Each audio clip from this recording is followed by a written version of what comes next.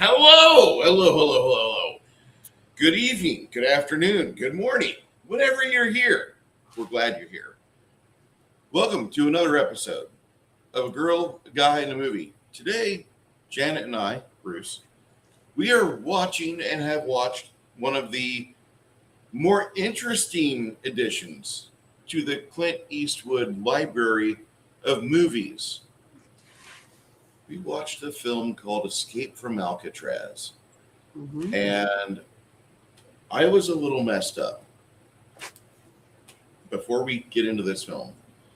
For the longest time, I thought this was a TV movie. I thought this was a film that was detailing siege on Alcatraz, the 1946, 45 or 46, when the U.S. Marines attacked Alcatraz because some Alcatraz prisoners took some of the guards hostage, and thus they had their guns and weapons and capabilities to go places. And for the longest time, I thought this movie was it. I thought this was that film because it was such a good movie. Yeah. And I remember watching that. It was a 2-night event with Telly Savalas, one of my not new favorite actors, but as I watch more older media, I really like Savalas as an actor. I think the film that I really enjoyed that turned me on to him the most was probably Kelly's Heroes, another Clint Eastwood film. I have to say that I was wrong, and Janet and I watched this movie today, and I was immediately corrected. And I have another film in my Alcatraz library that we'll have to watch because Janet never saw that either. So today we are watching. We watched the film Escape from Alcatraz. Hey, Lloyd Christmas, how you doing, sir? This was an interesting movie. This was not the movie I thought it was.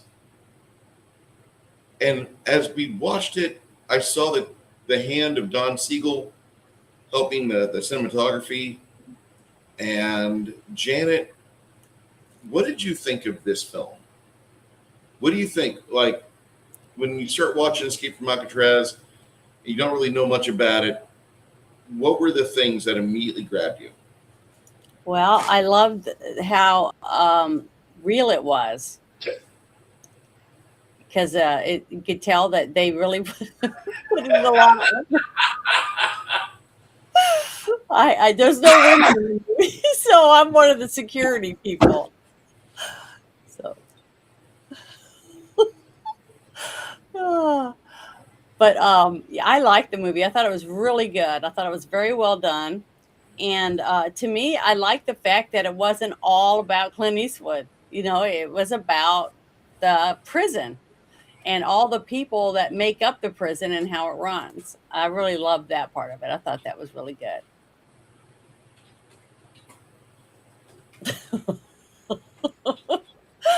I've been wearing this through the whole thing, the whole movie. We had to watch the movie and everything while I'm wearing a stuck-on mustache and uniform.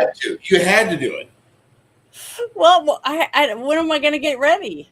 I have to get ready afterward. So, and I was researching, but yeah, I thought they did a really good job, and the realism of the movie was really good. Even the scene where you see him come from the boat, and it's pouring down rain. Because I have been to Alcatraz, and it does rain a lot, and you have to take a boat to get out there.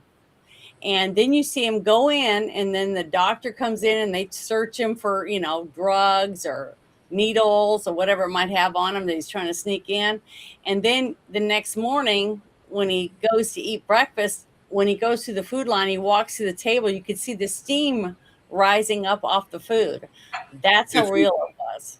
If you've not seen Don Siegel before, pay attention in the first scene of the medical exam. The doc is played by Don Siegel. Yeah, and he does a good job. Did you see how wide he made him open his mouth and had that little flashlight looking all in there, in his ears and his eyes? I always find that whenever the director is having to act with the actor, the director fucks with the actor somehow, the main character, and makes him do shit. This movie is not like all the other films I've watched, though, because Doc doesn't really force his head to be a flip top head, but he does make Clint open wide. It's a really good first scene. It sets the scene for you. And he's totally naked when he walks. That was the first moment when I realized this is not a TV movie. Mm-mm. Yeah, well, I didn't think so, because when we first started to watch the movie, you guys were first talking about it before we opened it up, and we started to watch it. I had already pulled up 4 websites, with different stuff for Alcatraz, and I go, this isn't a TV movie, because I kept going, am I looking at the wrong one?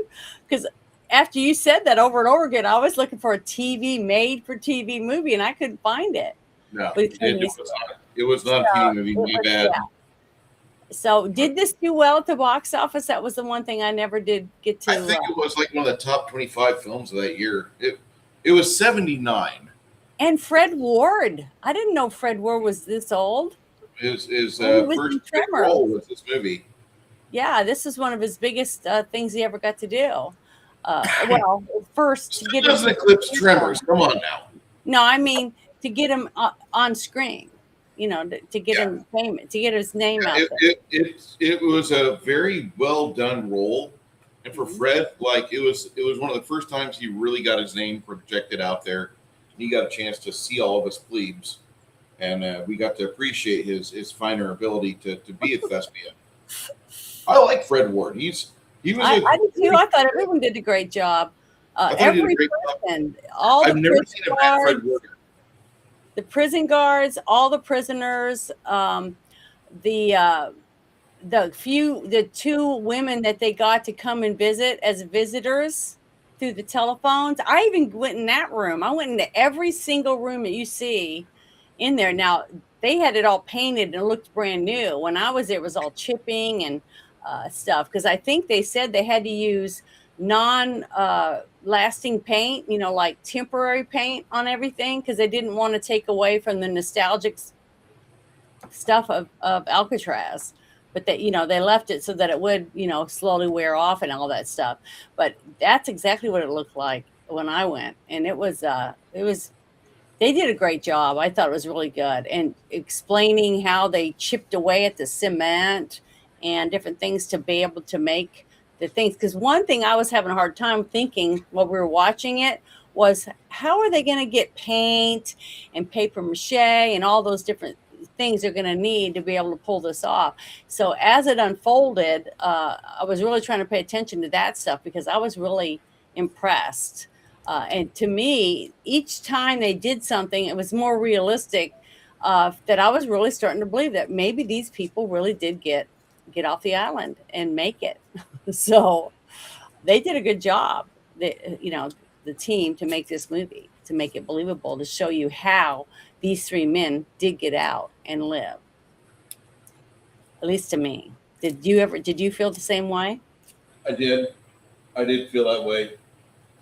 The more I hear about this movie, the more I see it, the more I actually think that this movie is very close to an actual situation where, if we were to send people down to Brazil and investigate, we'd probably find the grave of these guys.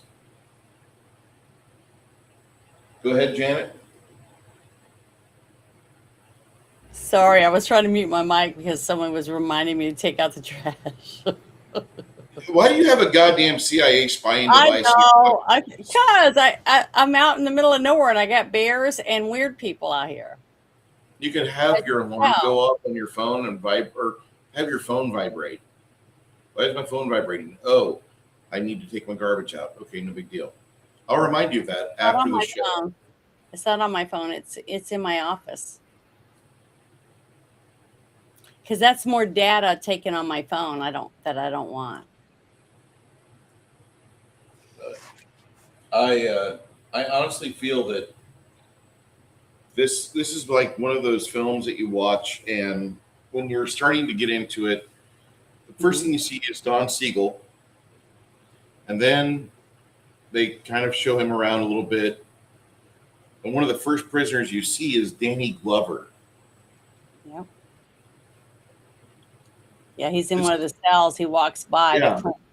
They don't let him speak. They use a dubbed voice, but It's Danny. It's definitely Danny Glover. And then they start showing other things going on, and then they kind of throw them in Gen Pop, and you have the shower scene, which Six Nations is like, that's the most hottest shower scene I've seen since Chained Heat. And I'm like, Chained Heat 2 is better.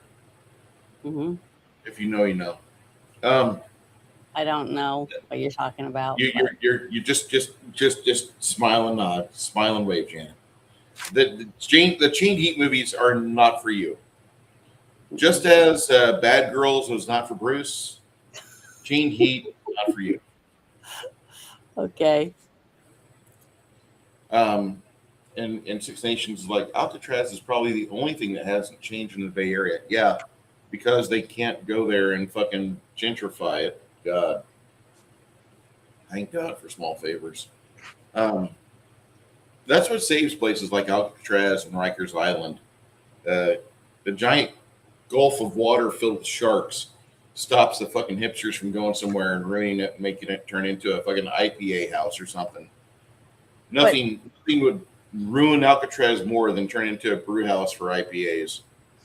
Well, one thing I thought was interesting was when they did do the shower scene, that they had like a gangway all the way around the top of it where guards are walking around with shotguns. And the fact that you would have that one giant burly guy approach Clint Eastwood's character and tell him he's going to make him his bitch, basically. And they're all naked, and it got steamy water, everywhere. And you see the cops going around, and he ends up having to defend himself, basically beats the crap out of that guy and shoves a bar of soap in his mouth. So they both end up going to solitary. And that was interesting too, because when I got to go into one of those cells, and they'll shut the door if you want to see what it's like. And I'm telling you, there wasn't any light. When they shut that door, it was like sealed shut.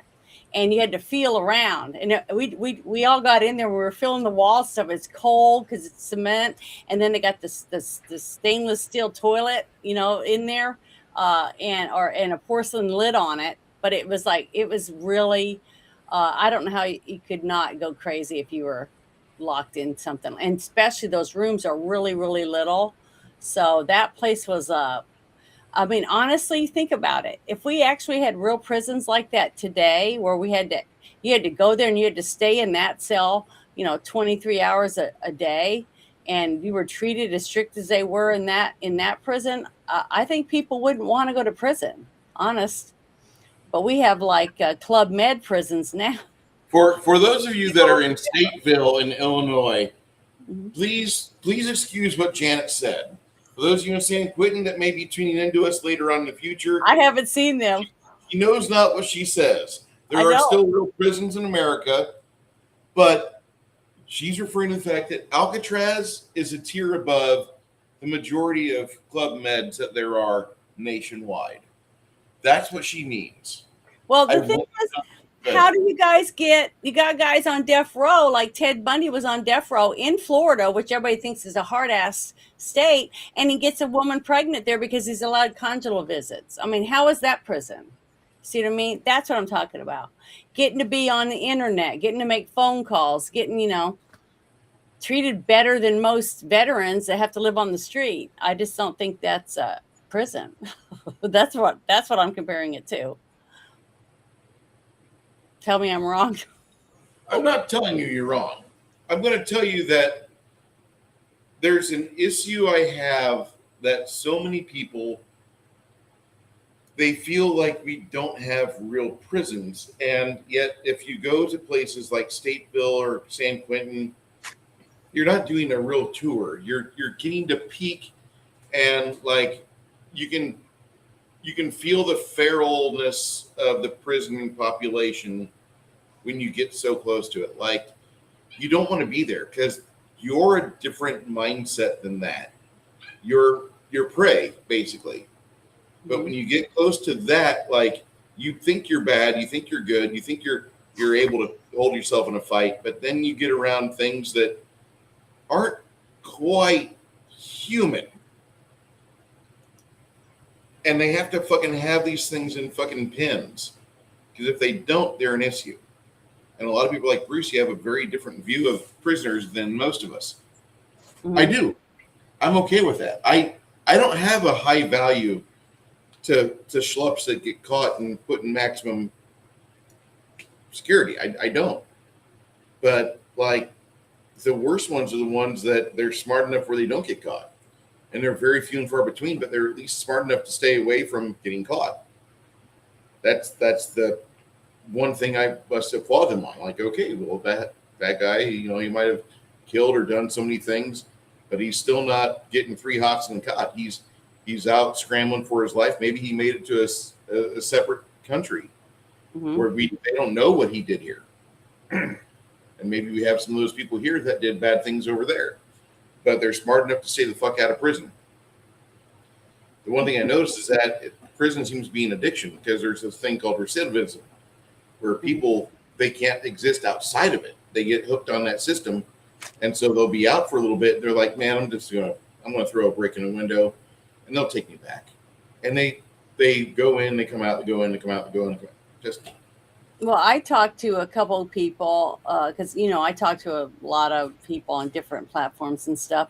And I talked to this one guy and he does stuff, he breaks the law, every so many years. And I'm like, well, why? I mean, you got a wife now, you got kids. He goes, well, if I need dental work, I'll just rob a store or do something. I go to jail and I get my teeth done for free. Stuff like that. And people think of it as, well, this is my medical service. If I'll get a physical and find out if I need to have, any other physical things done, and I'll get that all taken care of. And then I'm a good boy for a while and I get out and I go back home. And while I'm in jail, my family's taken care of with, the help from the state. And I'm like, geez, people learn how to play the system and it's a fun place to go. I mean, but, these characters, these were hardened criminals because the worst of the worst were the ones that were sent to Alcatraz, supposedly. So it was just an interesting story. How many? Because I looked that up. I think it was the last thing I read to you when we were in there. It said, I'm trying to find it. I can't remember. I gotta look for it. I gotta find the one I posted, but it was the one of how many actual people tried to escape from Alcatraz. That's what I was trying to find, but I haven't been able to find it yet. But the movie was done well to show you step by step how these 4 guys, because there were 4, even though only 3 are the ones that disappeared.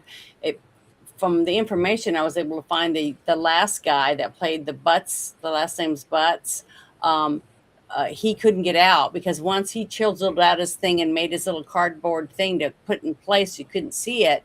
He'd never climbed out of it. He'd never crawled through the hole before, and there was a metal pole in the way, so he couldn't get out. So they had to leave him that night. And supposedly he helped the FBI show him the route and everything about what they were going to do and how they would get away. And that they do have the paper mache heads and a few other things in the prison so as you can see it from the people that escaped. So I thought that was really interesting. And it was closed down 1 year after supposedly these guys got away with getting off the island.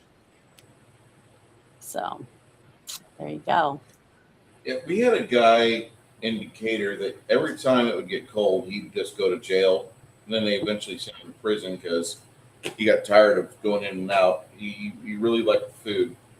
Yeah. I don't get it.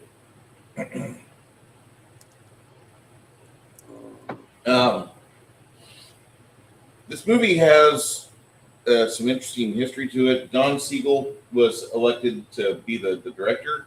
Mm-hmm. But it was like Clint Eastwood didn't want to have something happen where like the studio put someone in charge, so he puts it in Malpaso Studios, which is his company.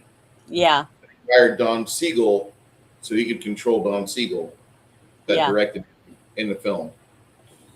The more we watch the Clint Eastwood movies, like there's some dark shit that must have happened to Clint. Like I think I think everything is going on with him in his love life Yeah. with Miss you know who. Mm-hmm. I think that's costing him sanity, and we see that in the '70s quite a bit because as soon as we hit her time frame, we're seeing his shenanigans behind the camera, kind of doing this like roller coaster ups and downs. Yeah. I think it's funny, and I shouldn't. I should feel sorry for him, but I don't because he's the one that's causing all these problems for himself. Mm-hmm. And I love it. I should not love it. I do love it though, and it's causing me a lot of hilarity just watching this because if he just would shake this set of you know clean like what do they call it, a psycho hose beast, if the Wayne's Yeah. World, if he would have gotten rid of her faster, his life would have stabilized out. And it seems like it does stabilize out in later era. Everybody tells me his 2000 era, like after $1 Million Baby, everything for him kind of went smooth sailing because he was done paying palimony. He had kids that were adults now. He could have a conversation with Scott and be an adult about it. He was still Mm-hmm. his father. He still demanded respect as a father and son, Yeah. but he wasn't having to show his kids like I have to respect you and please treat me like a decent person. Even though Sandra over here is going to portray as me as the big bully, and she's always a perpetual victim. I think his life was going through a lot of problems, and we see that reflected in a lot of the discussions talked about behind the scenes in a lot of his films. Um, Despite that, this movie is interesting to watch because they mostly filmed it all at night. There was a lot of distractions during the day because they had a new tourist boat show up every 30 minutes. They Yeah. have to stop filming during the day. Majority of Because it films was filmed just too at night. hard. It was too hard to film during the Yes. daytime because of the people that were coming and Yeah. oogling and ogling. And And I it's don't hard. blame You them can't on that. control that. I don't blame them on that at all. I thought that was a smart decision. And it also gives them more control, which Clint likes. So we have that. And then you have the selection of cast. We don't just got Burt Ward, but we also have, let me pull this guy's name up. He's the warden of the movie. Mm-hmm. And You they have, never do say his name. I was looking on the desk trying no, to see if there was a always, nameplate. I didn't see a name on his nameplate, or you I didn't think, have. I think he's always referred to as warden, Yeah. but it's Warden Arthur Dollison. Then you got Robert Blossom, and some of you astute people will know that face from Close Encounters. He was a farmer when they were talking about the government trying to explain all your cattle mutilations and all the other stuff. Close Yeah. Encounters 39, great movie. Only one problem in that movie, and that's at the very end. Anyway, you got Jack Thibodeau as Clarence Anglin. You've got Fred Ward as John Anglin. Paul Benjamin. What a fucking thespian this guy is.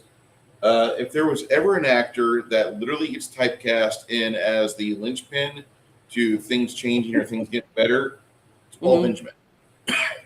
You have Larry Hankin, Charlie Butts. I don't know if he was a real person or not. Bruce M. Fisher plays Wolf. Frank Ronzio, Litmus. Fred Stuthman, Johnson. But Zimmerman, I've seen him before in so many films. Can I say something about the character of Charlie Butts? Yeah, go ahead. Okay, it says that the character of Charlie Butts is based on prisoner Alan West, who also participated in the 1962 escape attempt with Frank Lee Morris and the brothers. However, in real life, West did not get cold feet and decide to stay behind, as they show in the movie. On the night of the escaped attempt, West tried to exit his cell through the hole he had dug in the ventilator grid in this, in his wall, but discovered that a metal bar was blocking his way. so he couldn't get out like the other guys. He couldn't fit through the little crack that was left because of the metal bar, so they were forced to leave him. And then it says in 2015 History Channel documentary received photographs from the family from the two brothers allegedly taken around 1975 and somewhere in South America. And it said their facial recognition experts believe that the photo is authentic, confirming that at least the brothers survived the escape. As of 2018, they are still considered at large. And remember, I found another thing about the raft being found by the FBI. Let me find that real quick. Just give me a second. The guy that you see examining Clint, that's not Don Siegel, that's Michael Oresio. But Don Siegel's in that scene with them. He's not the actual doctor that's got his hands on Clint, yoinking his face open. Oh, I thought it was him. Who was he? That's The not security? That's Michael Oresio. I believe so. Oh, okay, because that's what the trivia said, that it was him as the doctor. No, not him. Let's see. Oh, here it is. For several years, it was believed that the prisoner's escape raft was never found. The one that they made out of raincoats. It says seemingly indicating that it never reached its destination of Angel Island. However, a History Channel documentary, gosh, I'm going to have to watch that. It looks like it might be really good, presented two recently discovered FBI documents, a teletype and an internal memorandum, which state that the raft was one of the items found on Angel Island. Both documents were created in the first few days after the escape by the FBI investigating team. There were civilian boats on the opposite side of the island. The inmates could have easily reached the mainland in one of those boats. So, there was a lot of evidence that stacked up after I watched this movie and looking into it, all the stuff that we found. To me, I do believe that they all three of them got away. They didn't die because they never found the bodies, and they say they never found the raft, but the FBI supposedly found it on the island of Angel Island, like they said they were going to go to. So I believe they got out of all the other ones that didn't. So it seems like they did get away.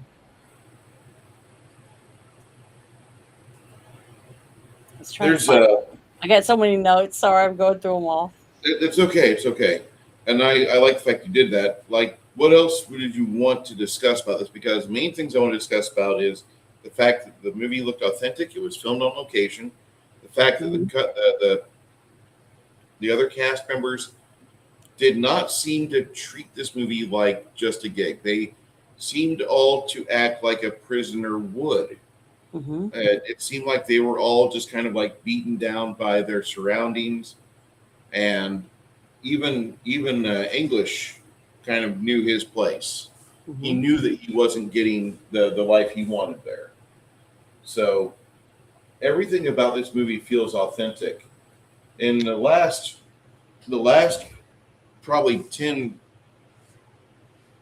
since the Deadpool, this is another standout Clint Eastwood film. This is an easy standout Clint Eastwood film. Even though he's the one that's directing it, Don Siegel's not, the finished product for it going into post-production and thus us being able to view it, this movie looks like it's far above the budget they gave it. I honestly feel like this movie looks like a $20 million project for like the 90s. And it actually was made on like $5 or $6 million, I believe. It was one of the top grossing films of '79 and the top 25. This is one of the better movies that you could see if you want to see kind of like what was going on in America at the time, because it has a lot of 70s mood to it. It does have that almost grimy, gritty feel that most other 70s films have. And mainly for the fact that it's set in prison. And two, at the time, Americans don't have a high opinion of the nation. Mm-mm. lot of people are treating like the Vietnam War and the Nixon Watergate administration, that became a personality. They're letting the media dictate how they should feel. And Yeah. a lot of that is reflected in this movie. Now it's not, doom and gloom all the time, but it's definitely the mood of the film. And when you have Morris there plotting his escape as he's putting together everything, you see him just like weaknesses within the structure and patterns within the guards. Hmm. You start seeing a little bit of hope. You start feeling that for him. You do want to root for the bad guys in this movie. Morris is Yeah, not an they entirely bad they make character. you they show you a little insight into each of the characters, like the one with the mouse that was Mm, feeding the mouse and keeping it like a pet, yep. just to stay human, I guess. And then Yeah. you have different, like the guy that ran the library, him with a limp because he had basically cut his leg, thinking that if he did that, they would take him out and he would get a way to get out of prison, find a way to get out, and that didn't work. So now he's got a limp. You get to see that one scene where Butts is talking to his fiance, and then the guy is talking to his daughter, and she's about to get married. And it gives you the human aspect to each of the prisoners, so you have a little more sympathy for them, because it's kind of hard to hate the warden and think the warden's a piece of shit, and you want to root that the guys are good to get out and live, Yeah. when they're all hardened criminals, and you're like, fuck them, let them drown, that type of thing. So I liked it. I thought it added a little human touch to the prisoners, because really in real life all the prisoners have moms and brothers and sisters and dads and grandparents and stuff. They all have families. So it brought you into their side of the story. It was more like, it was a lot like a documentary, the way, the view you got to get from Yeah. the actual prisoners, which I thought was really good. And they showed you there were some real badasses in there that no matter what you do, they're not going to ever be civilized. Like the one guy that kept coming after him and being able to get knives passed to him and stuff in the prison, so that you can knife people. Even that guard got slashed, and they didn't even make a big deal out of it. You know what I mean? Yeah, I that was thought, the part that I really didn't like, because the yeah, guard got attacked and they did nothing about the prisoner getting the fucking sharp edge. Like, wait, why did he not get, given the third degree?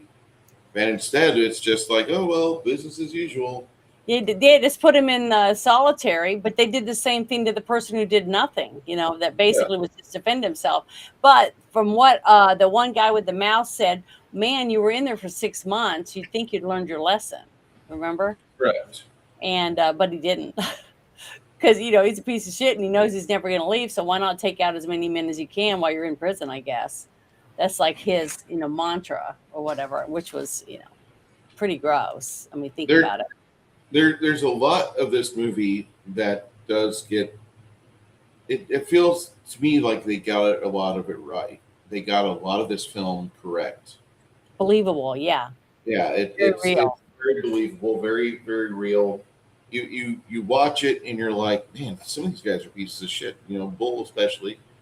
Um, I find myself rooting for Morris early on in the film, not because he's played by Clint, but because just the things that come out of his mouth, his humanity that he expresses to the other guards, the other Mhm. prisoners, everybody that crosses his path. This is a very quiet performance by Clint Eastwood. He's not ad-libbing one-liners or Mhm. belting off one-liners to people throughout the entire film like the majority of his other 70s action fare. This is a very thoughtful character that he seems to take a lot of interest in, and he seems to enjoy portraying this guy. Mhm.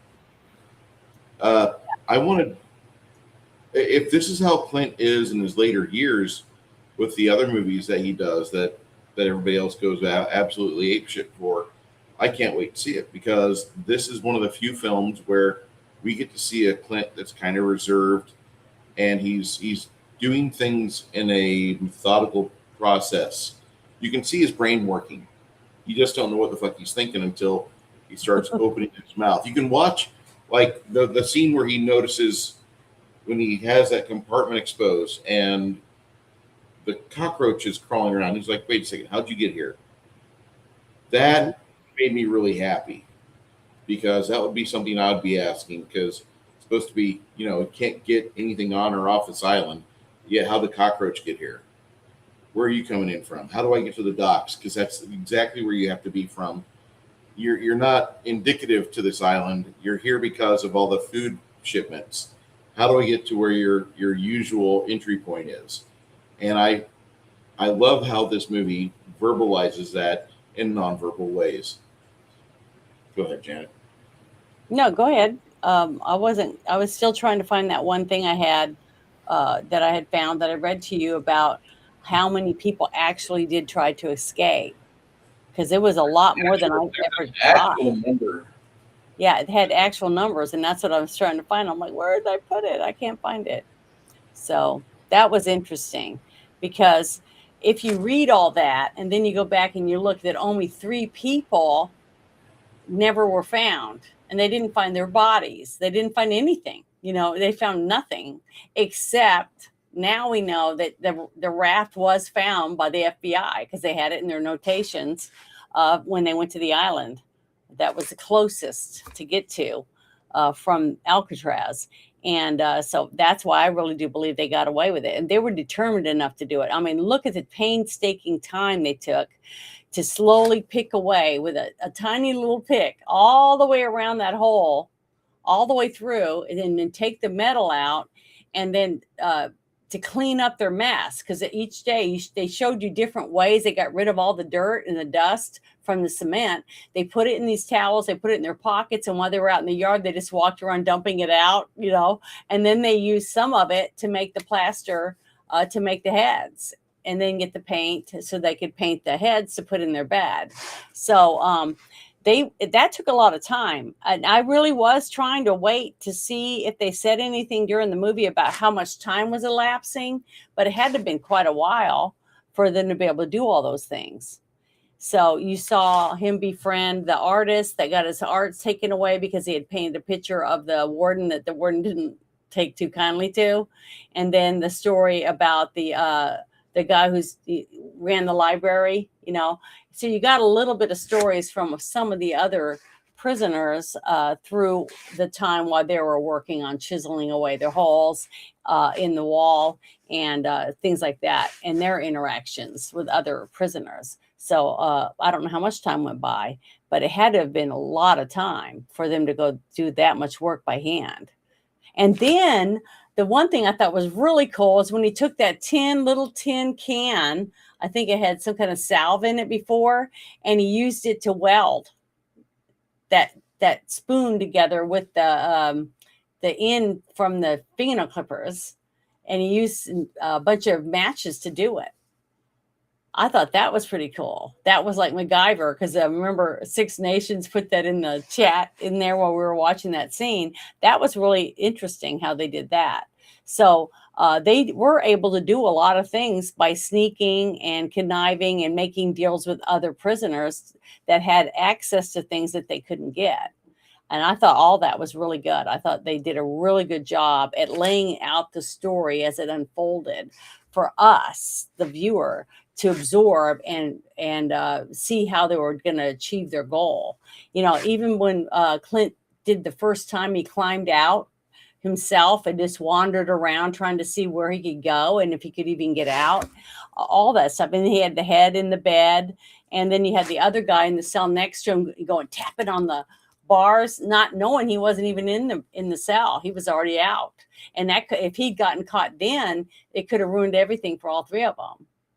So just the little risks that they were taking, but to show you, the viewer, how the steps they were having to take just to figure it out, because it wasn't just, oh yeah, look at us, we're going to do this and paint some heads and we get out.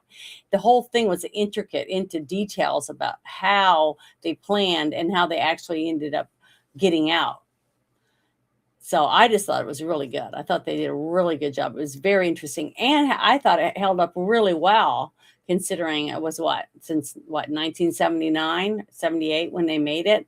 I thought it was great. I thought Siegel did a great job with Clint to make this movie. So and they did a good job at making you believe that, yeah, I really do think that what they did and what I was able to see, and the fact that I'd been to Alcatraz and got to see the little bits of information they had and to show you the cells and how they would have carved that out and stuff like that. And they did show it. The holes are still in the wall that they chiseled out. So you could see how they did it. And it was very, very interesting. I can't believe that Alcatraz, the prison for tourist industry, hasn't promoted like a thing every year for people to watch this movie, to get people to come to Alcatraz and see for yourself whether these guys were able to get out or not. Because I do believe they did. And you can pay a little extra, and you get these little headphones you wear while you're walking through the prison. And if you do the night tour, it's supposed to be really, really good. I didn't get to do that, but I wish I could have. If I do go back to go again, I would definitely do the night thing. But I don't know if I want to go right now with the situation in California, as bad as it is right now. I don't know if I'd want to go, but I'd recommend, if you did go to San Francisco, to definitely go to the tour for Alcatraz, because it's definitely really, really good and very interesting. So,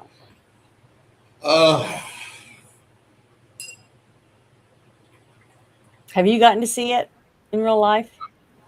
I saw it. It's about that big. From across the bay, it's about that big.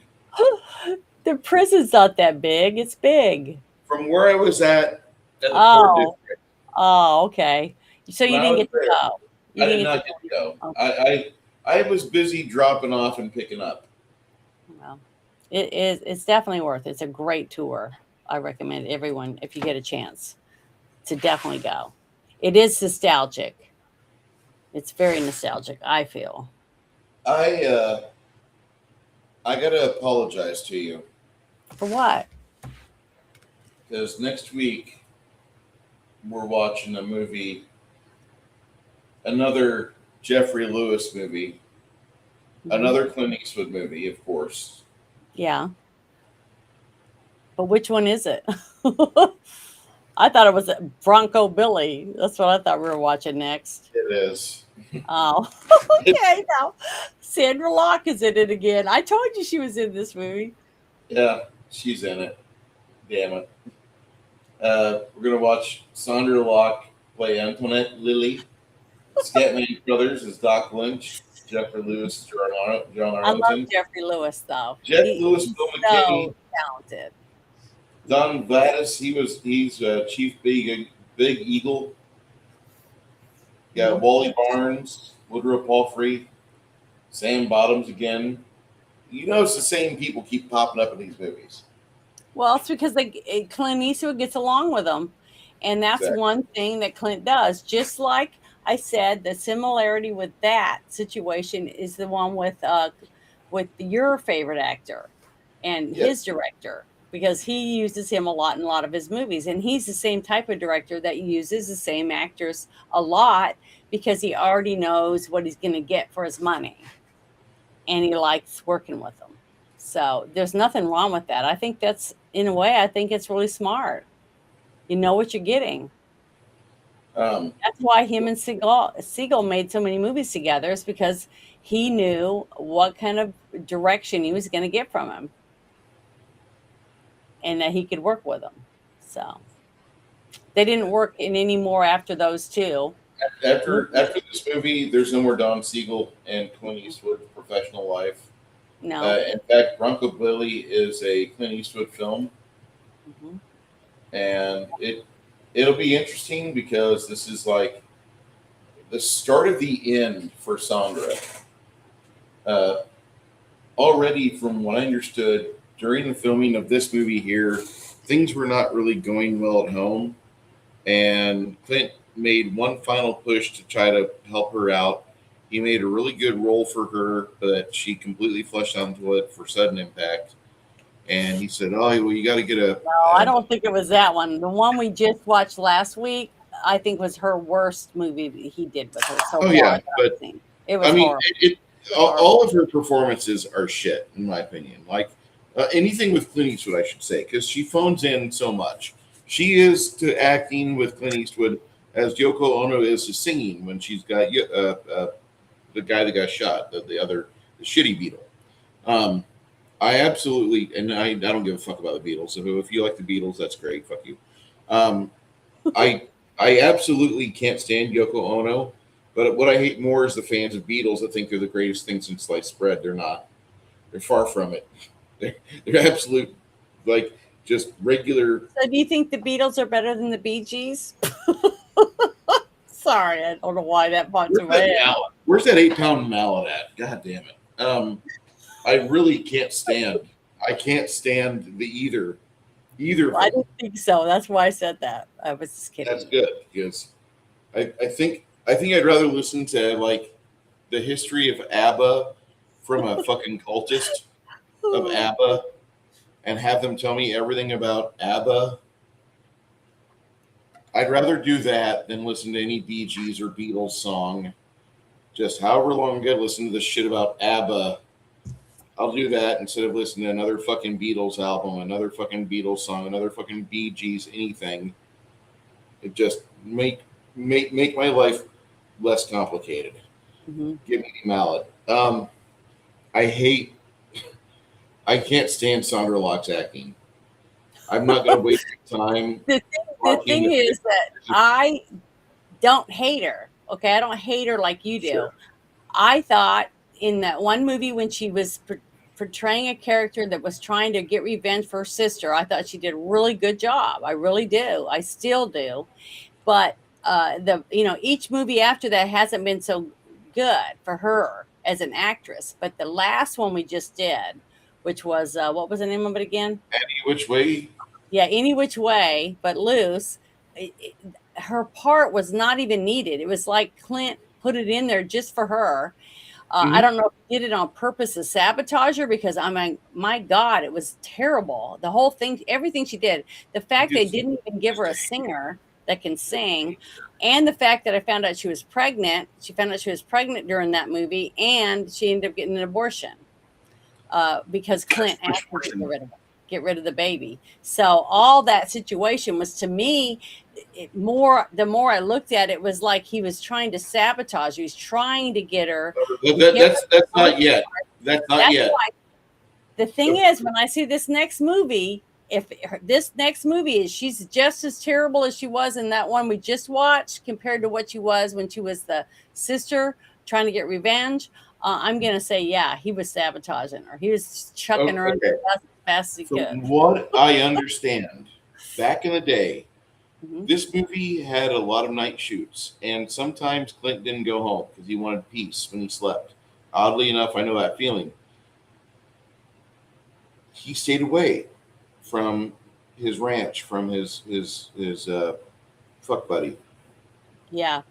He went back and he does Bronco Billy, and then he does Sudden Impact. He's got a clear mind. He's got some things going on.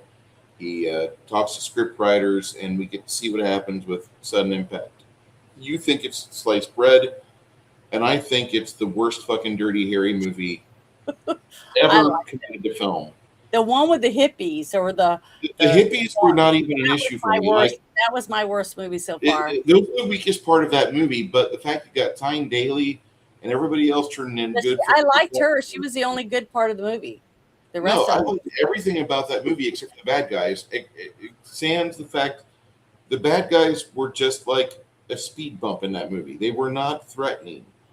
The worst part about that movie is literally bad guys, and I don't understand how they're terrorists in the same way that fucking Antifa are generally considered terrorists, because mostly like people screaming and crying about their goddamn pronouns. Like, just send one officer, and if it doesn't shut up, then fucking throw it in cuffs and throw it in, the pokey for overnight. Chill out. We'll talk to the judge tomorrow. Fuck you. And that literally would fix a lot of problems. These terrorists aren't really terrorists, but you have the rest of the movie, which sets things up for such a good discussion, because you have women in policing. You have the fact that Clint Eastwood's there being a toxic male, helping Tyne Daly stay alive instead of get cooked by a fucking rocket launcher. You have the fact that You have really good cinematography. That movie's got great cinematography in it. It's just Yeah, the fact all of that that was excellent. shit. I thought the whole thing was good except for who they picked to be the bad guys. I thought the whole reason The they were in the script movie was was lame. absolutely flawed. We'll Yeah, agree. that was flawed. But then when you watch Sudden Impact, everything in Sudden Impact for me fell the fuck apart because choreography is wrong, places are wrong. They don't have proper editing going on because if they looked at the stuff between cuts, they'd see this guy's not staying in the right spot whenever they get cameras rolling again. Just everything in Sudden Impact fell It was apart. rushed. It looked rushed. It might just be it might be rushed, but like it felt like it was rushed so we could hear Sandra's little story about her and her miserable sister. And you know what? I generally have an empathy or sympathy for people, and I try not to have empathy at all because that's such a communist fucking thought process. Having sympathy for somebody who's Christian, like having empathy for someone, you're a piece of shit commie. Fuck you. And I really kind of felt sorry for Sandra for the first 3 minutes. And after like the first act of the movie, I was out, checked out. The movie sucks. Every fucking shootout in that movie is shit. The fucking cinematography for that movie, just absolute, like, Somali tier. Okay? It was the bottom tier that we could register for anything. Somali tier. And I absolutely cannot stand anything about Sudden Impact except the fact that it does have end credits, which means it's over. Thank God. Oh, Fuck that movie. yes. Fuck But yeah. that movie. Like that movie, like when she gets off the fucking carousel at the pier, she should have been found and they fucking should have put holes in her. But instead, she's able to sneak around and evade capture like Princess Leia Because on he the helped Disney her. Channel. But see, that made sense because the cop. No, it didn't. That made no sense. There's nowhere for her to hide. But as soon as that carousel scene starts, and I'm watching that, like all I wanted to do was just go find every copy of DVD and VHS of that film and go destroy it. Like RLM destroyed every Nuki fucking copy. That way nobody has to watch that miserable shit again. Sudden Impact, the 4th out of 5 fucking Dirty Harry films. You want to say it's a good movie? Great. Happy for you. We clearly disagree. Well, It's a that's 20%. okay. It's a 20% for me. And this movie here, night and day. Like Clint's in a completely different spot in this movie in the process of filming this. He's got a good cinematographer. He's got Don doing what Don should be doing. As much as Don, I like Don, but he's a yes man. But at least he's doing the right work for Clint. Yeah. He's helping out. He's got the right cast. Having Burt Ward and the guy that's playing the warden on here, having so many different facets and showing all the different sides of the prisoners as they're going about their daily events. But also, not just that, the fact that Don Siegel was able to maintain what was going on in the prison. Because look how many extras they had to have in this movie. You have to have crafty. You have to have water safety people. Every time that anyone's near the water, they have to have. There's so much stuff, technical stuff that you don't see. That the fact that he was able to control that and get it done in such a good way to make it really did look like we were really there. You know what I mean? That was really happening almost. That takes a lot of work, and I'm giving kudos to him because I really think he did a great job. Because remember, when Clint's in front of the camera, he's behind it. So who do you think put more into this movie than Clint? I think it was Don. It was Don looking through the lens and giving us what we needed to see for us to understand and believe what was going on in front of us. I loved it. I thought it was really, really well done. I thought this movie, like, there's a low point coming up here in Clint's life, and we're going to see it over the next couple movies. But yeah, I'm going to say that like this film here is probably one of the last happy moments he has, because then he does some stuff, and he's dealing with the fact that he's working after Sudden Impact, and he tries to get Sandra's set up to get movies through Warner Brothers, Yeah. and that falls through.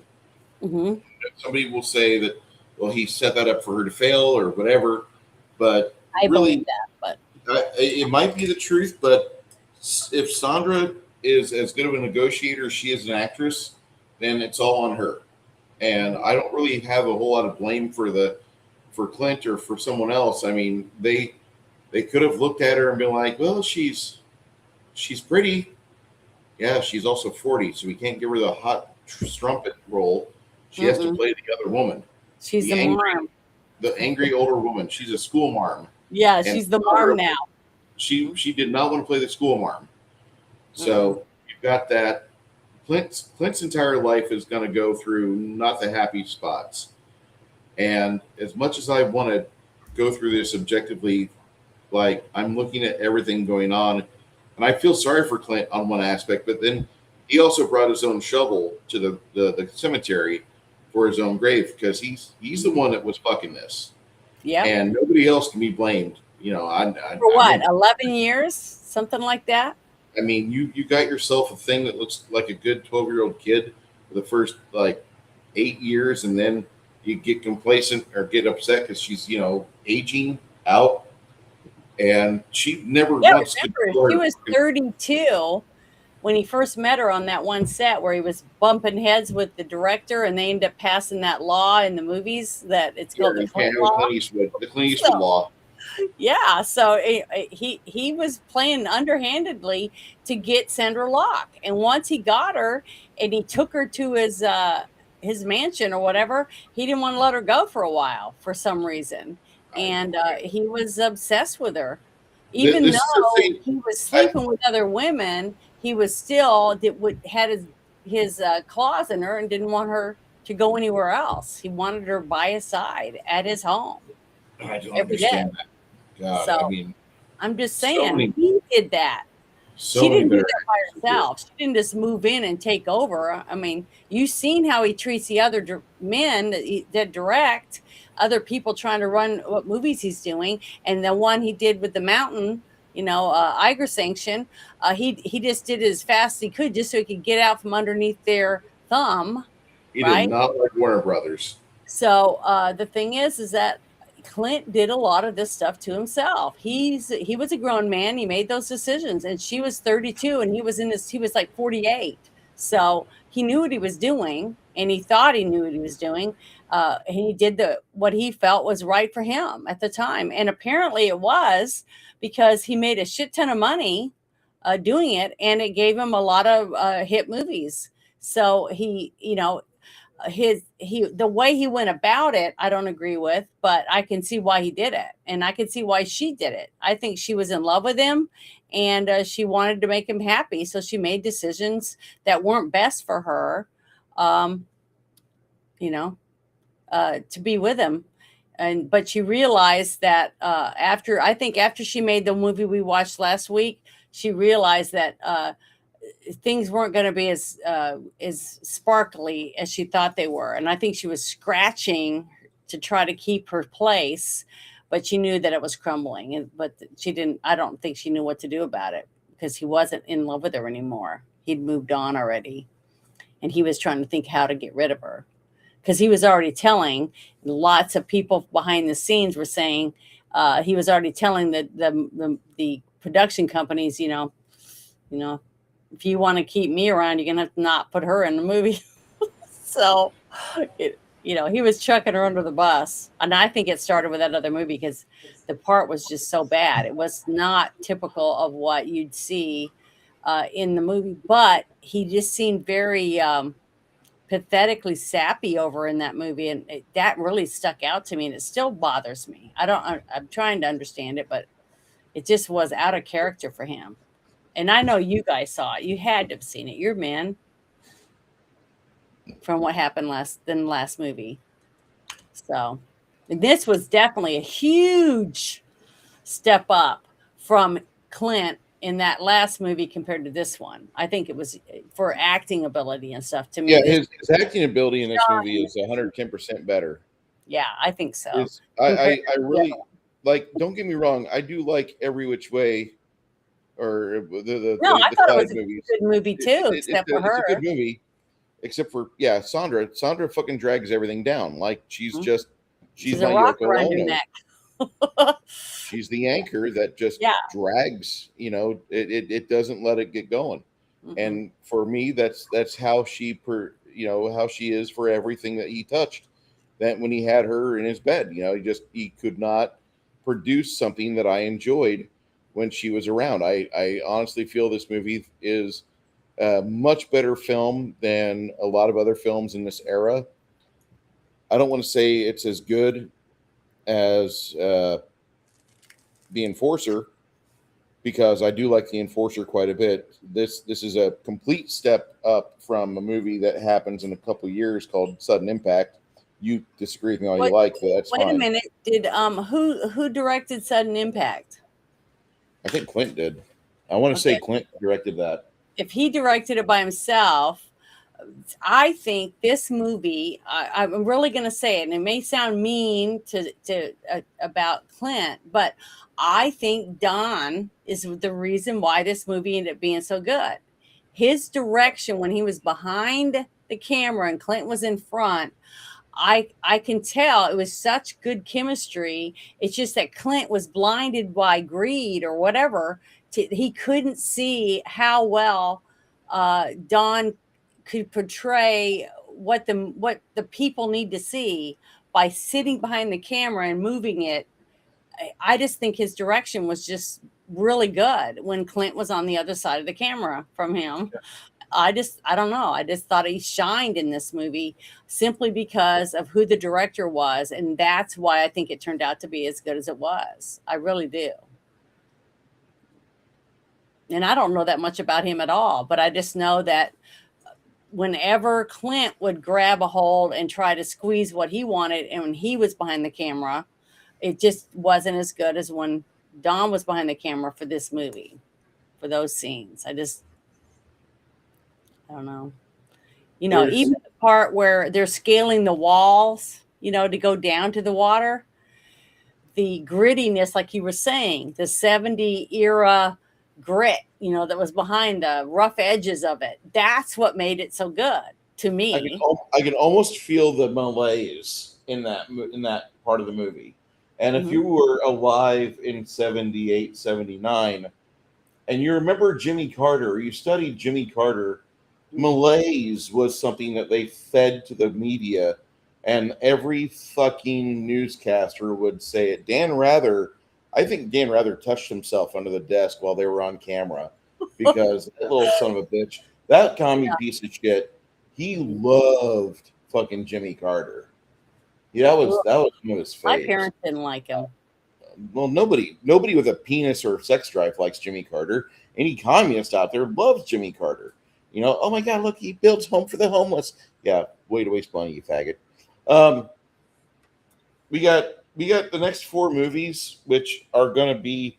I'm not saying they're going to be movies that you guys might not like, Mhm. but I'm going to say that these movies here, like Escape from Alcatraz, is kind of like the part where my parents, there's like a period of time where they don't watch Clint Eastwood movies. Even Honky Tonk Man, they stayed away from because they didn't like the fact that it was just a movie they didn't enjoy. Now, that might be something different for me, and I'm looking forward to it in 3 weeks. I haven't But seen it. yeah, neither have I. Mom and Dad did not like it. Now, next week, we got Bronco Billy. In 2 weeks, there's Any Which Way You Can, which is part dose of Right Turn Clyde. Hmm. And then we have Firefox, which is one of my favorite movies from when I was very young. And I saw that and Megaforce back to back on HBO because I think they had them on the same day.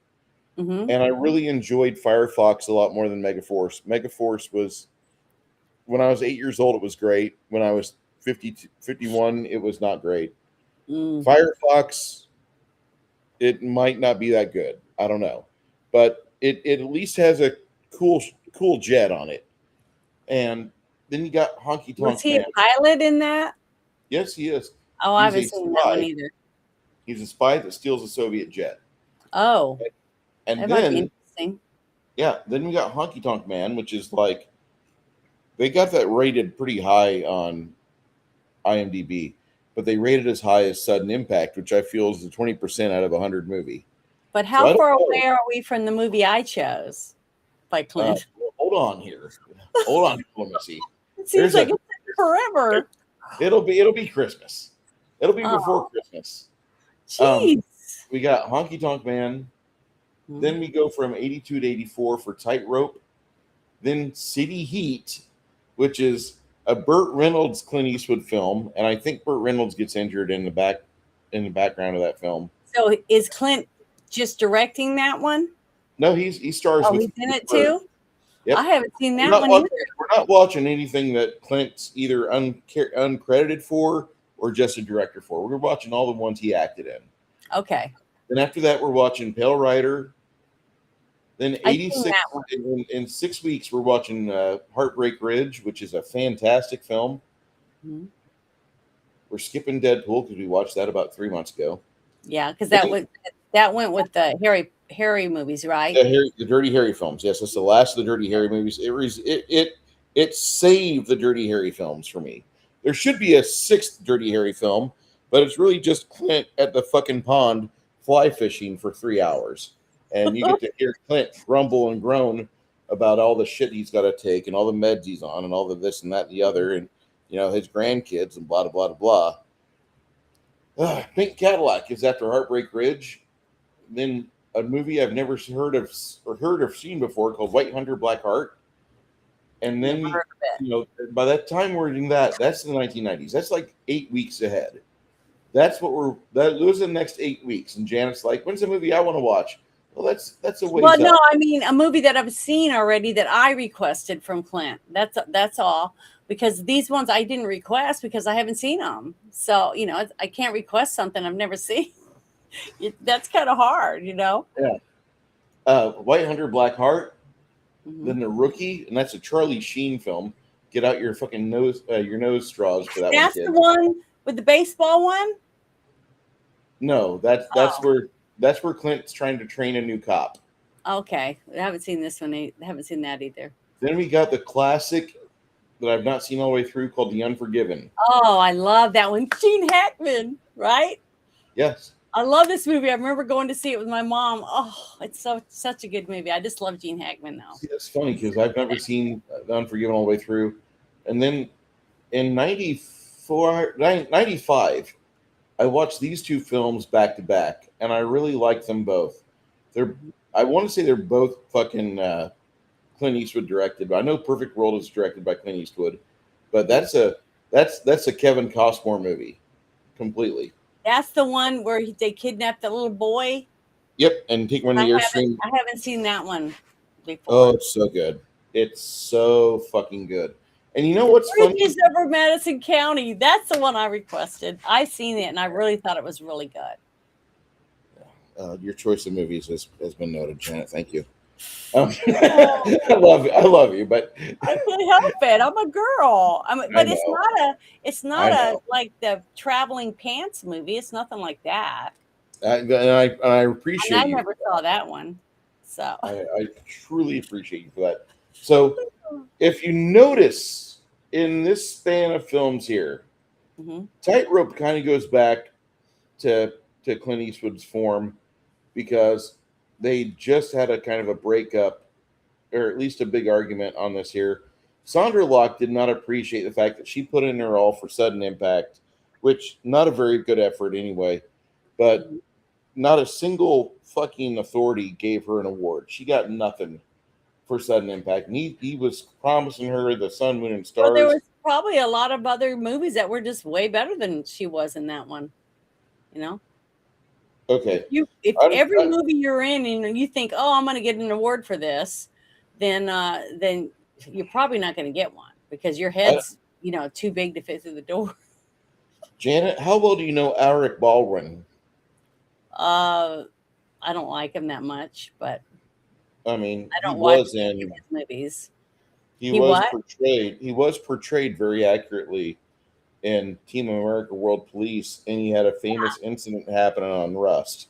Mm-hmm. So anyway, No, these movies here, this is like the down slope of Clint's career.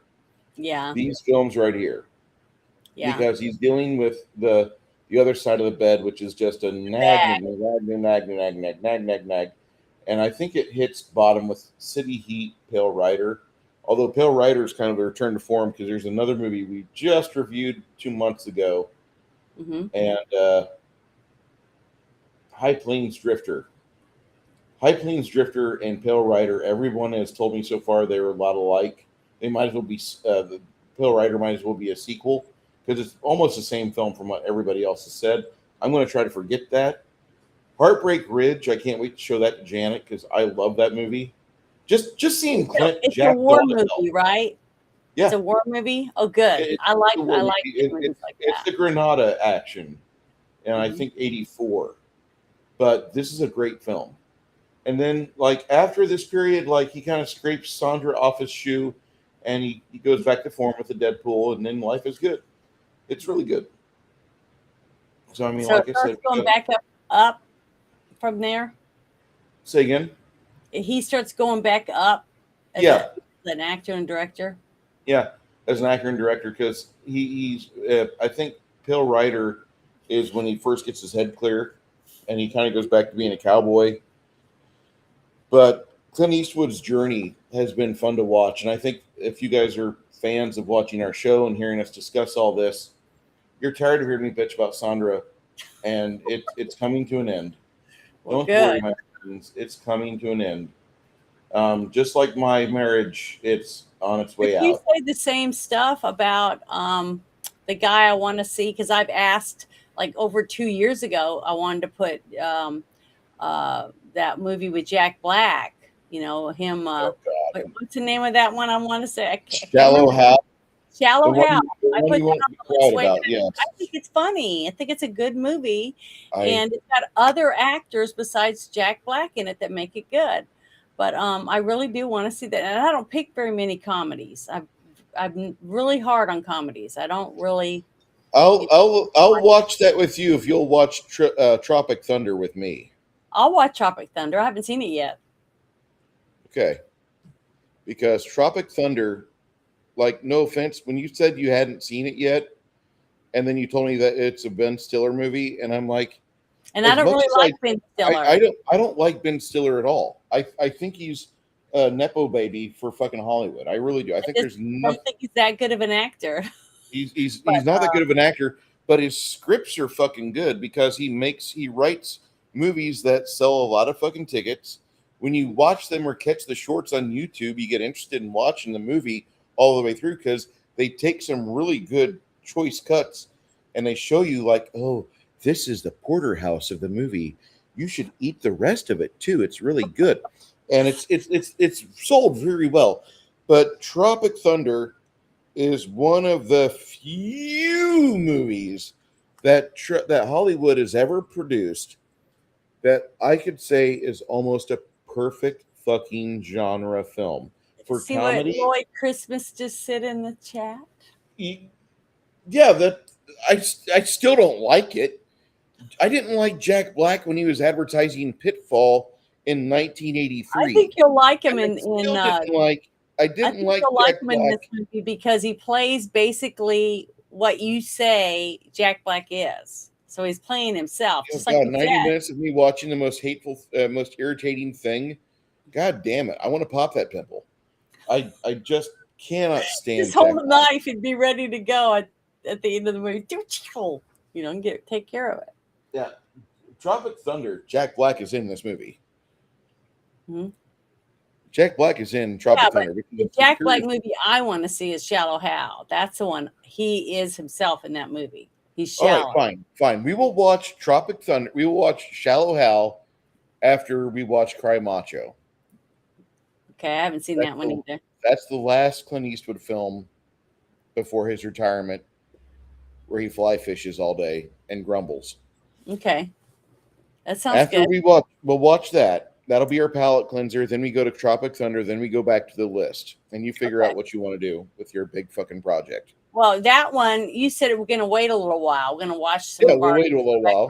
List. Yeah, We'll do like a half year of eating the list up, It'll we'll munch up one page of the list. Because Halloween, I want to do some scary stuff in Halloween. In the I month. want to finish the Clint Eastwood project. No, I know, but I wish we could do. So we're not going to have Halloween. We're not going to be able to do a scary movie. If we do a scary movie, the movie that Underworld. No, not Underworld. Underworld would be good for next year because Underworld. Okay. The reason why I say next year is that we would have all 4 weeks of October. For this year, if we do a Halloween film, if we interrupt the Clint Eastwood project, Gremlins? No. Oh. And that's a great movie. Don't get me wrong. I love it. You know why? Because we did Fright Night that one time, so that was good. Mm-hmm. I want Dead Again or Brain Dead. Dead Alive or Brain Dead. One of those. Though that movie's the same movie. Okay, I've not seen one of them. Dead Alive or Brain Dead. It's a Peter Jackson film from New Zealand. The same place that gave us Black Sheep. Yeah. The right Black Sheep movie. I'll make sure I don't have any children around when I watch. Do not have any kids around for this movie. Okay, definitely. I thought about that last time because I thought I was going to die of embarrassment. I would have loved to have had a camera on you when your kid walked in and a guy was naked. I swear to God, it was so. I was as red as this tie. It was terrible. Yeah. We did Thunderbird and Lightfoot. Yeah, Thunderbolt and Lightfoot. Thunderbolt. Yeah, we did that one already. Fantastic Jeff. Yeah, it was wonderful. Jeff Bridges movies. That's one of the best Jeff Bridges films I've ever seen. I'm so fucking happy about that movie. That was a well-made movie. Just well done. That's a great film. That's one of the few road movies that Clint Eastwood ever did. That's kind of when he was experimenting with everything, and that is just a fun Clint Eastwood film. Even though Clint Eastwood's character is not fun, the entire film is just fun as shit. Yeah, Brain Dead or Dead Alive, fucking awesome, absolutely. Yeah, are we gonna do what Eagles Dare? That was like the 7th or 8th movie we reviewed. Oh, we've already done it. Okay, so 3 years ago. You'll have to go back through his list and look for them because we've already done those. The same list, I believe. Sorry. Kenneth Russell. I just read his. I'm sorry, I can't type on here. I have to get on my phone and type because it's not. I don't have the chat on this one. You have 2 TVs. I know, but it's on my. I already have it on my phone right here, and all I have to do is type on it. But I'm letting him know that I'd have to get my keyboard and type to be able to write over there. But I'm letting you know it's there so you can see it. That's all. Yeah. I really like what we're doing with the Clint Eastwood films because it gives us a chance to see one tremendous actor's influence on Hollywood and how Hollywood changed over the past 50 fucking years. Yeah, over his whole career. Look how much. Just in the time that we've already done, look how much the movies have changed. You know what I mean? What was popular, what wasn't, what was accepted, and what wasn't, that type of stuff. I think that's very interesting already that we've learned from that. So, what's your rating? For those of you that are here, I want to know what your rating is on Escape from Alcatraz. Because I honestly feel that I want to know what you guys thought of this film before I reveal my rating, before I give you my numeric score. But I got to know what you guys thought, if you liked it, or if you didn't. Well, you want my score now?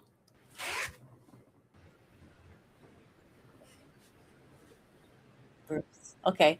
Well, I'm going to give it Go ahead, 9 out of 10. You can't hear me? Can you not hear me? I hear you now. Okay. Well, I didn't have you. Okay.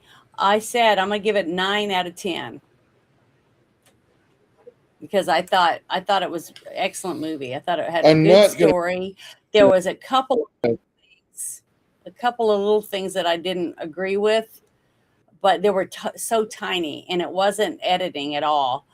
It was just little things in the story that I thought it was kind of, that didn't fit or whatever. But I loved it. I thought it was very well done. I thought Don Siegel did an excellent job at direction. I thought the sets were phenomenal. I thought the acting was phenomenal. Even the extras, just like I said, did a phenomenal job of portraying prisoners on a daily boring routine of being in prison. So I thought it was great. I loved it. I'm not going to rate it as high. I think this movie is a good movie for Clint Eastwood during its time. Uh, Hmm.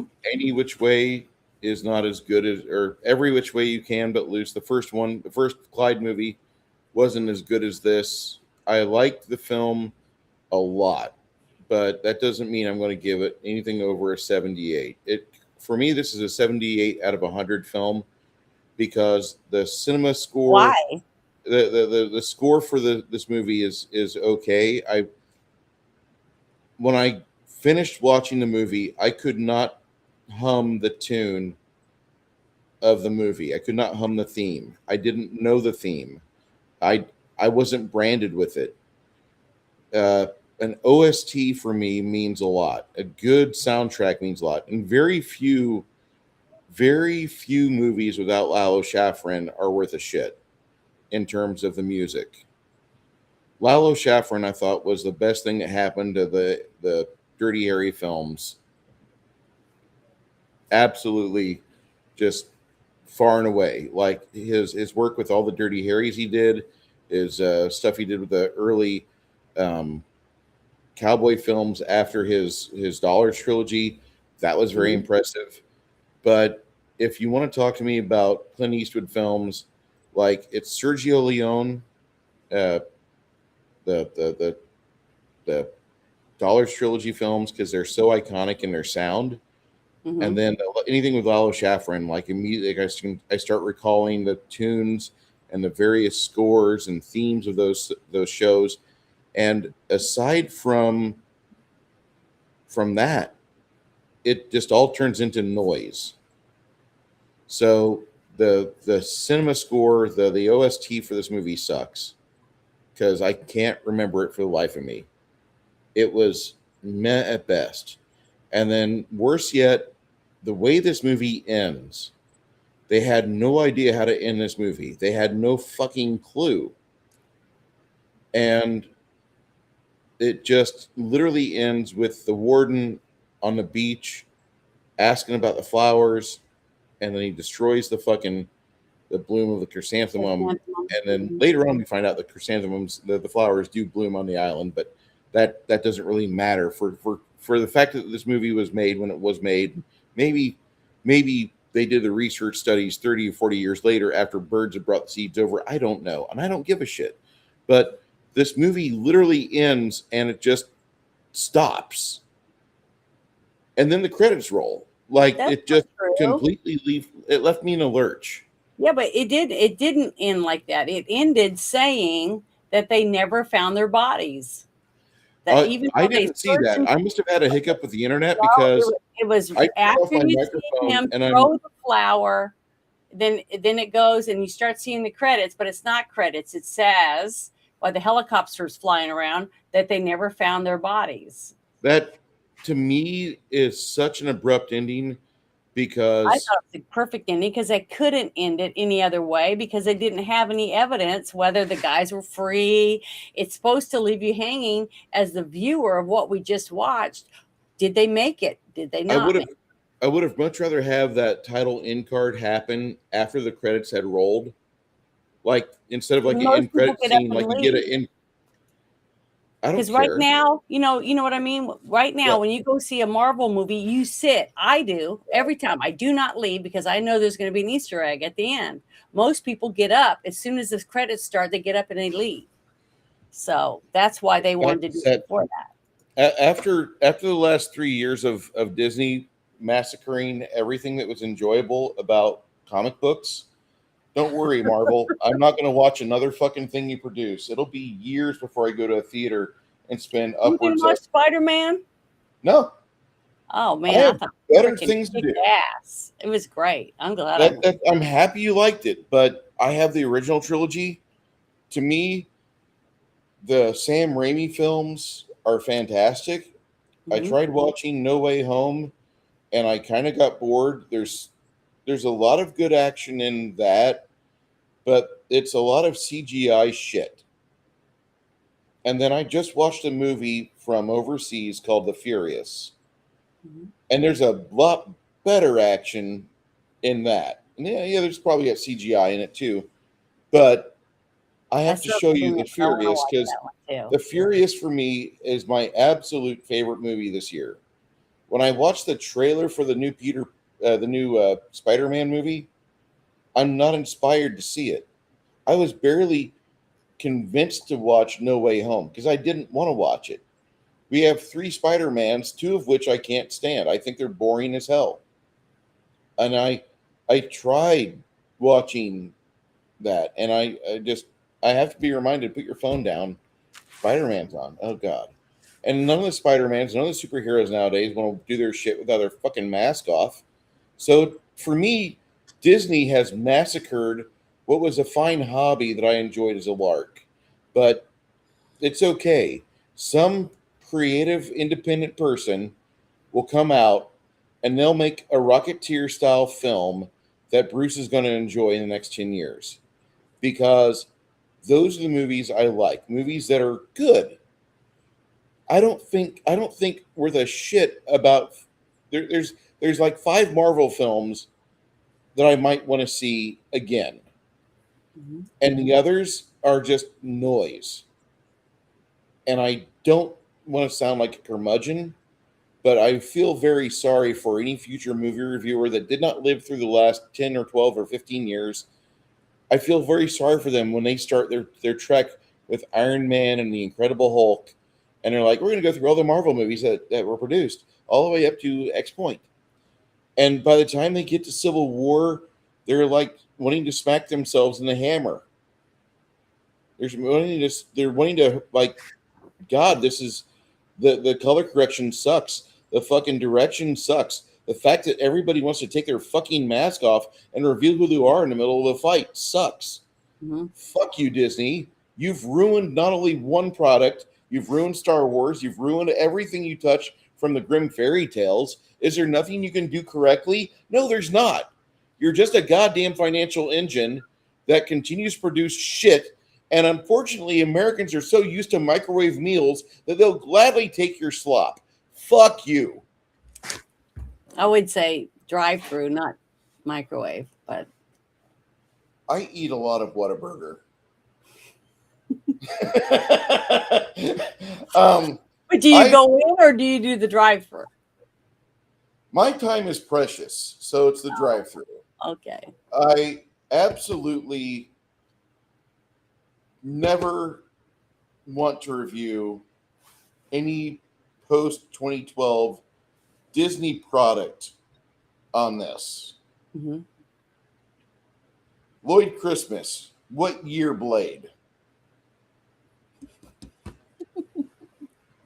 What year? Because if we're talking 98 Blade, I'm great with 1998 Blade. Wesley Snipes, amazing. There's three Blade movies. Even the third one is worth watching compared to this. But Wasn't he no, in, wasn't he in the Avengers thing too with Ant-Man and all that stuff trapped on that island? Remember? I can't remember. Blade and there was quite a few people that were stuck there. I never saw Endgame. For Oh, me, okay. Well, For it me, was the great. And it MCU, was him, and it was a Gambit, the, a few the others. MCU ends at for Bruce. The MCU ends completely at Infinity War. Thanos wins. Fuck off. I'm done. You got your money. I even gave YouTube a rental fee because I liked the way that Infinity War ended. I thought it was perfect. Okay, I haven't seen the third Third Deadpool movie. Deadpool. It was the Deadpool movie. That's what it was. I haven't seen that movie.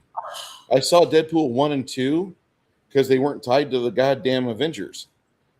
And I liked it. But I'm not interested in seeing part 3. If the trailer doesn't grab me, I'm not going to the movies. You're so full of crap. You wanted to watch Argyle, even though if you saw the trailer. I don't want to watch Argyle. I thought you said you wanted to watch that movie. I do, because I want to massacre a film that's not a Disney product. That movie there looks like an absolute trash pile. Yeah. I mean, oh my God. But you want to watch it. See, that's what I'm saying. You still want to watch it, like even though you think it's a trash pile. We're not going to watch that movie for like 6 years. Oh, okay. Hold your horses. I'm around still. We talk about Argyle because it's a funny fucking punchline. Because it was like 3 weeks ago, we just saw the climax. You're corrupting Lloyd Christmas. You got him wanting to say it's good too. I'm just kidding. Yeah, OG Blade was good. When Snipes got out of prison, he'd do another Blade film. Never happened. He did do the Expendables movie. That part, I think part 2. The Expendables is a trilogy, by the way. So is Indiana Jones. There's no further films in those series. I don't know what you guys are smoking or like what you're believing, but like you might see something in the media or a newspaper like this movie is here and it's supposed to be part of this. It's not. It's really a zombie film where Walt Disney is puppeteering your possible favorite media thing, and it shuffles around for an hour and a half, 2 hours. And it acts like what it's supposed to, but it does not convince you otherwise. It is a pale, miserable fucking comparison to the thing you loved. And now it's just an Alzheimer's patient dressed in the same clothing that you thought at one point was comfortable to see your grandfather in. But now it's completely on its way to the casket. Fuck this shit. I'm done. I'm absolutely out. I've checked out of it. And I want to say I liked this movie for Escape from Alcatraz. I thought it was good. I'm giving it a 78. The score sucked. The ending sucked. The ending just absolutely it just ends. And I understand it has to end with a certain finality, but the way this was, and just like I felt like Clint Eastwood was like maybe he had diarrhea that day, or maybe something was going on, but whatever it was, we didn't get the product we deserved because that last minute of the movie is such an abrupt, jarring. Oh yeah, in credits. Well, they got away. It's fine. That's what I think. But other people think they drowned. See, that's why they didn't have an ending. They couldn't end it any other way. And be factual. If you were watching a documentary, how is it supposed to end? Oh, hey, look at me. I'm in Tata Land or whatever. You have no ending. Because we don't know if they made it or they didn't. They had no other way to end the movie. So I don't understand what you're expecting from it. To me, the way I expected it from reading the Wikipedia entry and going back and seeing that, the Wikipedia entry reads a lot better than the finished product. Do you understand what I'm saying?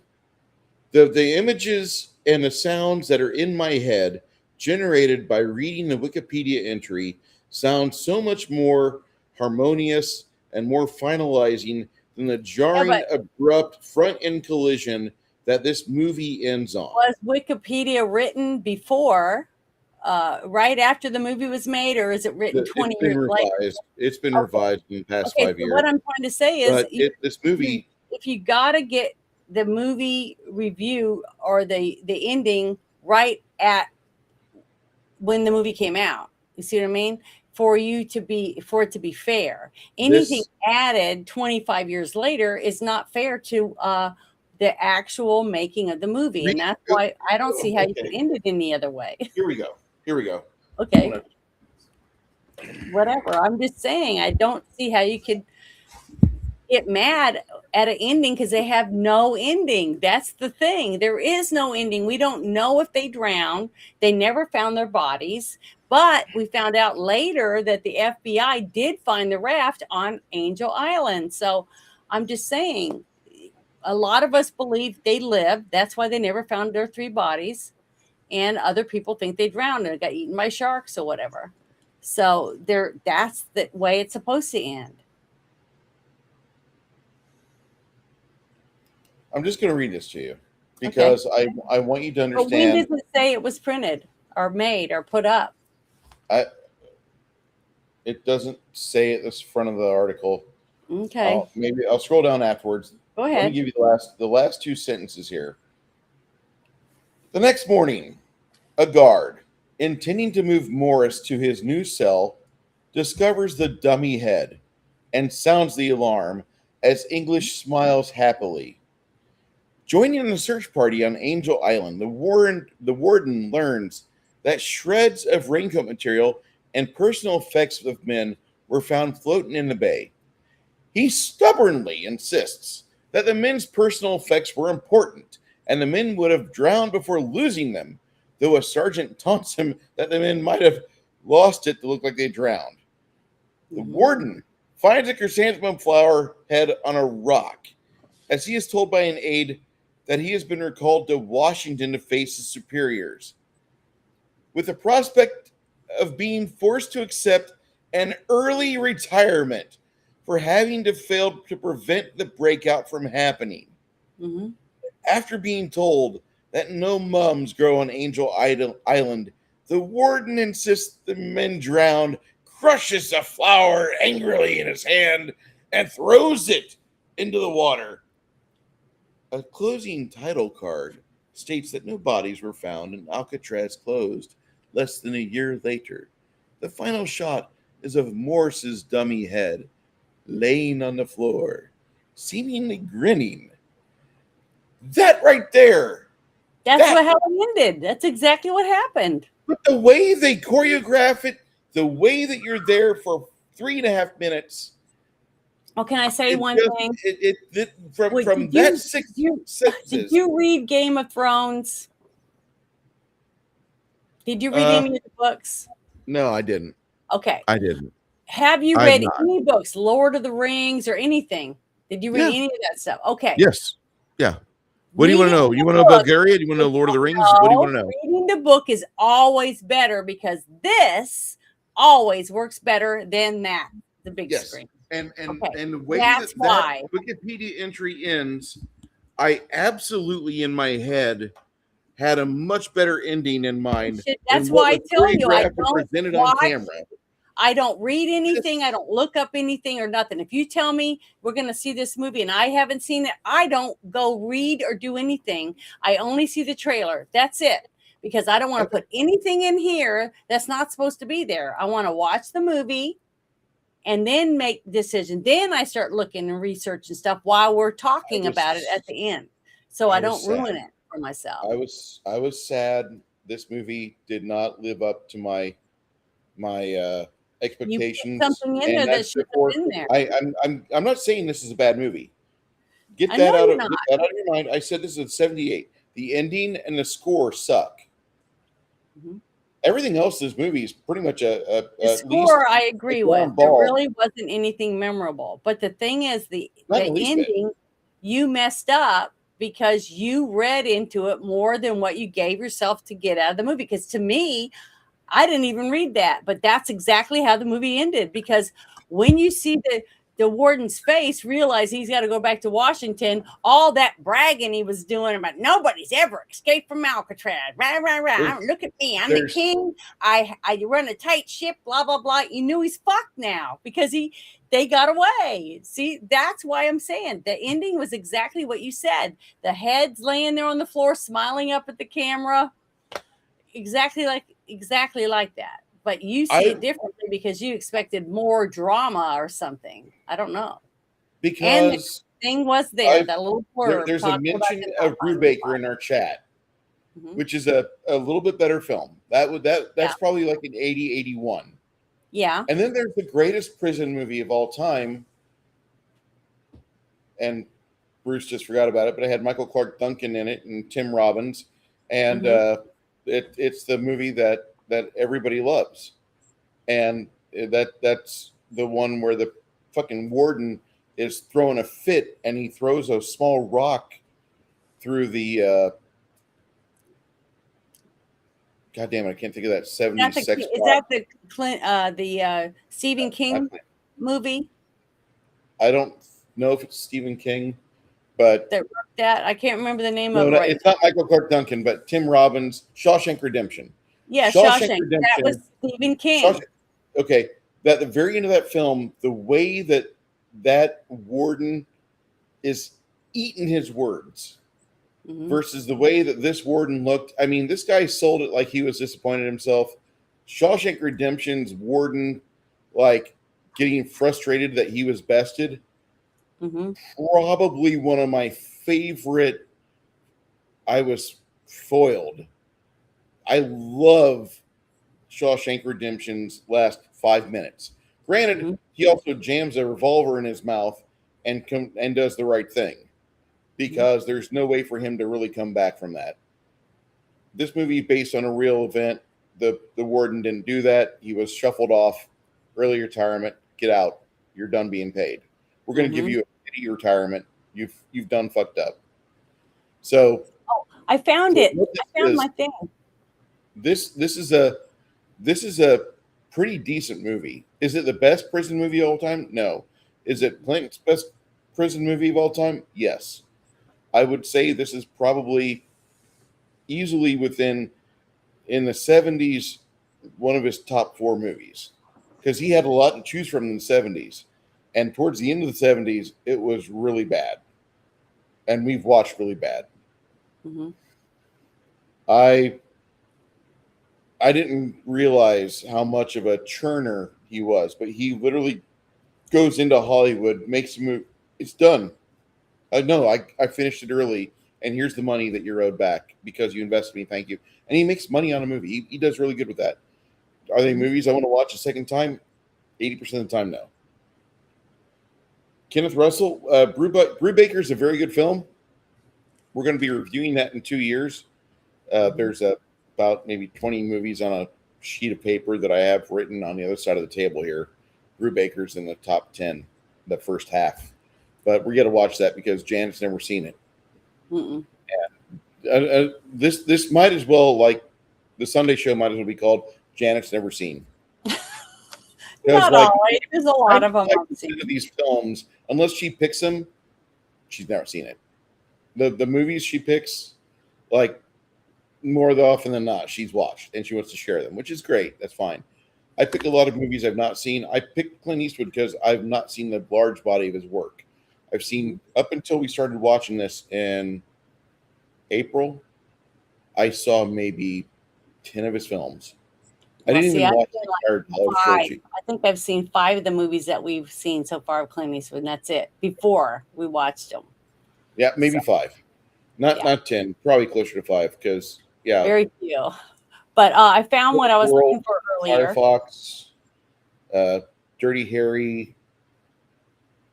Go ahead.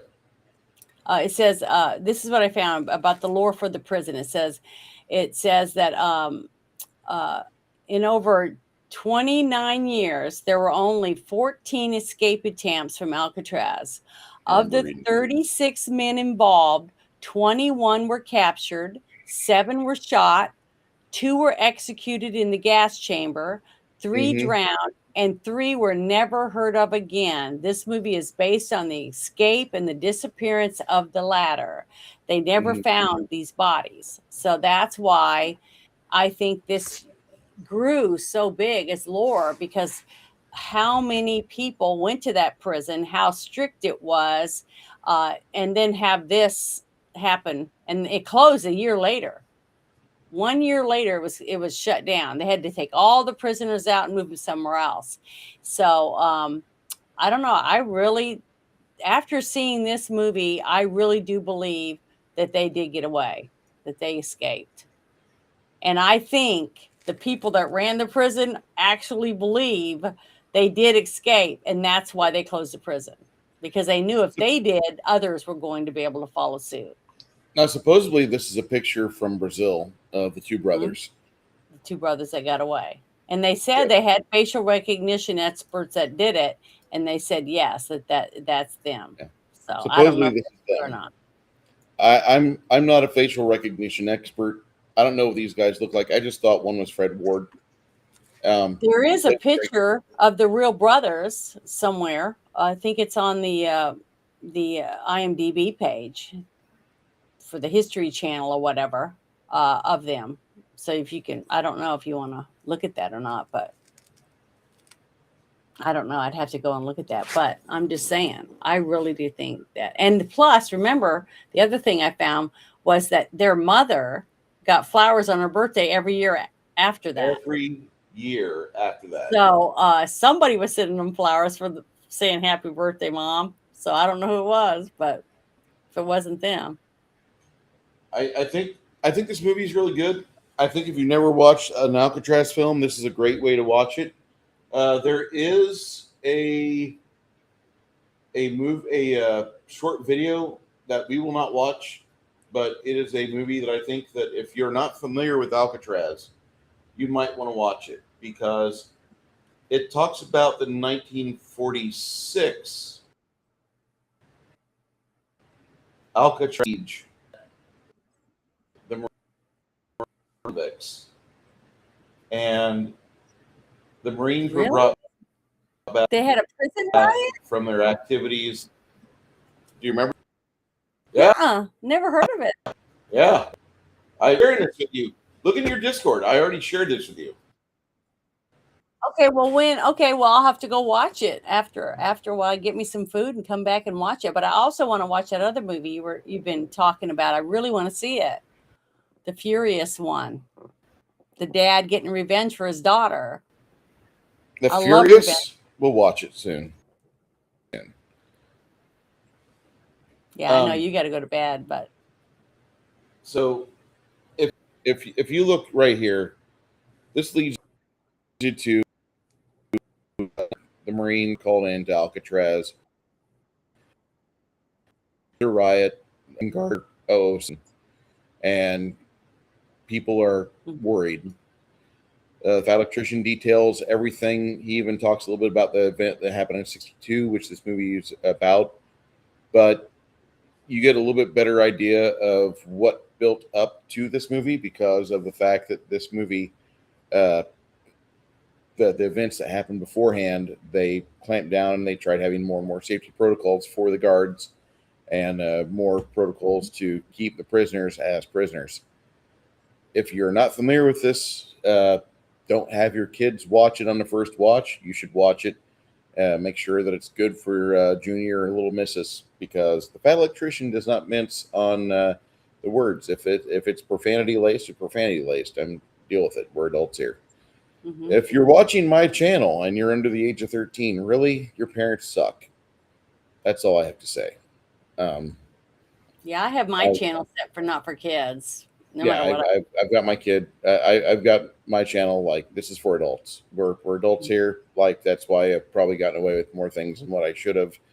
Dropping various discussion topics. I mean, if you've never seen Escape from Alcatraz, the first act will probably shock you because oh my God, there's a couple N-bombs in this movie, and it's really and nudity, male nudity. Yeah, male. Plenty of male nudity. This movie is so hot. It's like Chained Heat 2. Thank you, Six Nations. This is a movie that's earns its hard R. I recommend that if you're going to watch this film, don't have it with the kids. This is a movie for adults. It was written, it was directed, it was intended for adults to view it. If you have your kid watch this, use this as a scare tactic. If you keep fucking up like this, Junior, you're going to go to fucking Alcatraz. That would be what I would do. Anyway, Janet, would you like to say anything before we leave? No, I pretty much said everything that I thought was important to say about this movie. Pertinent to say about the film? Okay. Well, but thank you, everybody. Thank you for coming and hanging out with us and I hope we didn't bore you. I don't think we bored him. I think we kind of shocked him, like, oh my God, what the fuck? This guy's a scared straight sort of person. Anyway, you guys have a great night. Have a good evening. We'll see you next week, where the movie of next week is going to be Bronco Billy. And God bless you, Clint. Thank you for not removing yourself from the from humanity, because you did make some great movies after your time with the Miss Warden, as I call her. I don't know why you picked her, but God damn it, you Can't help ruined who you 15 fall in years of love your with, life. Bruce.